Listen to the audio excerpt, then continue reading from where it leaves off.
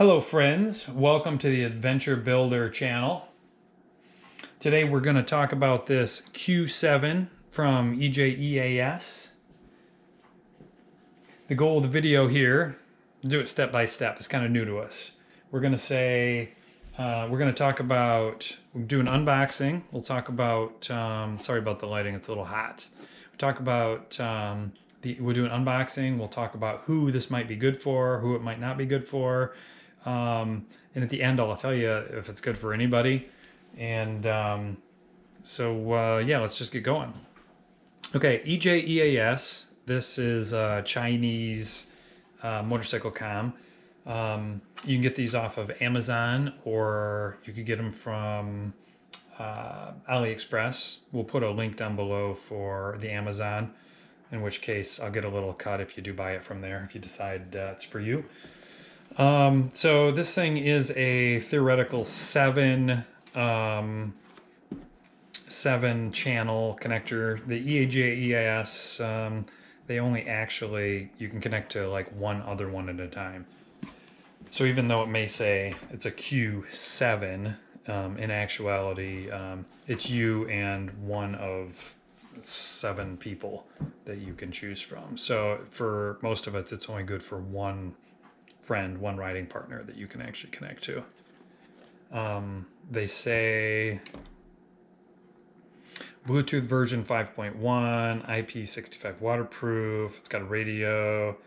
They say 30-hour talking time, 260-hour standby time, which I can't say from my testing whether or not that's true, but it's supposed to be pretty good.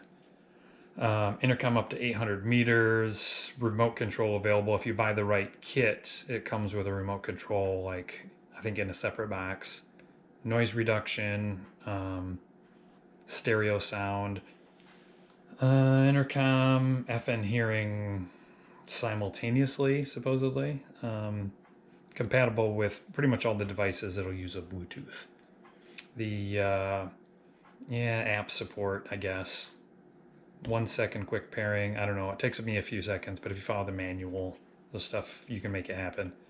And the FM radio, which does, does make radio sounds, if anyone actually listens to that anymore. All right. So here's the box. EJEAS. I don't know. A lot of labels. I got this one actually. I was going to order it from AliExpress, but I got it from Amazon, Amazon warehouse. It was an open box, so I got it. I got a better price on it, but I got it for the same price open box as you would have gotten ordering waiting from China. But otherwise, I would have ended up getting it from AliExpress. Let's see what we got inside. Open the box. This is obviously, I'm not going to try to lie, there might be fingerprints. I've had this out of here and I've tested it, played with it, all that kind of stuff. So I'm just sharing it with you guys now. I'll put it all back in the box to bring it back out again. Let's see what we got here. Got a nice manual. It's a very nice quality manual for the top quality hi-fi motorcycle Bluetooth intercom. It's got multiple languages, but good pictures. It's pretty easy to use following the instructions. Like pairing and whatnot, you just follow these instructions like this. There's actually a section in here for pairing with other devices versus just this. Like if you want to pair it with other EJEAS models, which is somewhere here.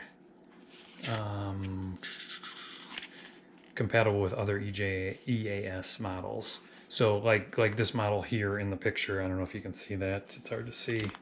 Like for instance, I've got my own customized version of one of the other models. And I'll do another video about this later, sorry. This is a great model and for cheap, but separate video.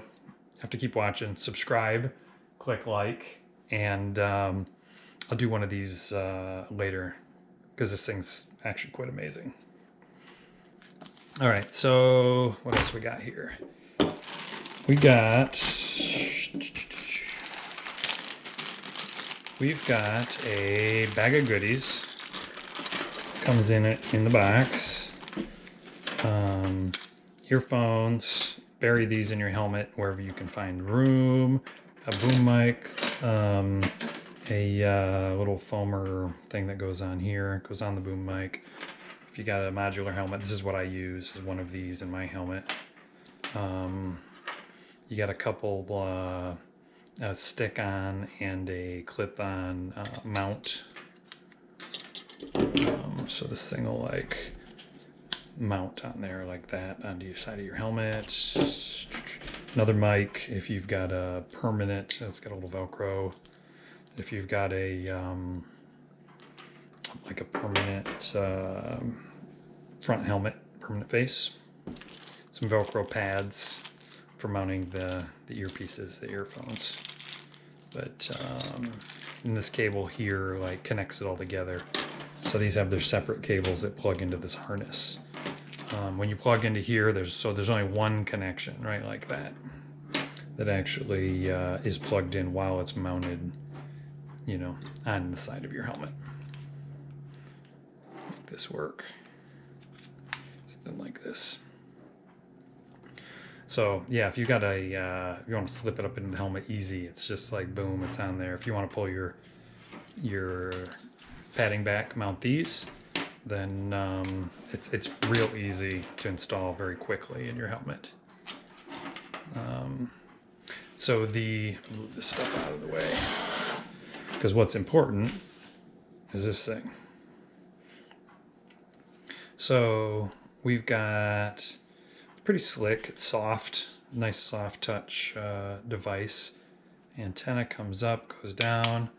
If you're going to use it with just Bluetooth with your phone on your own while you're riding, then you don't even have to mess with this antenna. This will basically be what you'll use if you're connecting to other devices, like if you got a friend you're riding with and you pair up with them. Otherwise, keep that down. It's a lot more slick on the side of your helmet, takes up less space. You've got your D-pad and a button back here that activates the FM radio, and that's all the buttons that are on the whole thing. Down here you've got the rubber plug that does the USB-C, the oval one, the most modern one. So that's kind of slick, easy to charge. It's got a big battery in it. Per the instructions, this one's supposed to last exceptionally long because of the Bluetooth capability is the most up-to-date and the least power consumption, along with a pretty good sized battery built in. I didn't test it long enough to verify, but I have no reason to doubt what they're saying about that. All right, let's wrap this up with my personal opinions.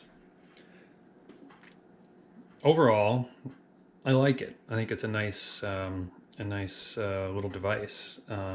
Problems: the buttons, although they're easy to work with my fingers, with gloves, it's a little tricky. It's doable, but tricky to find the center button.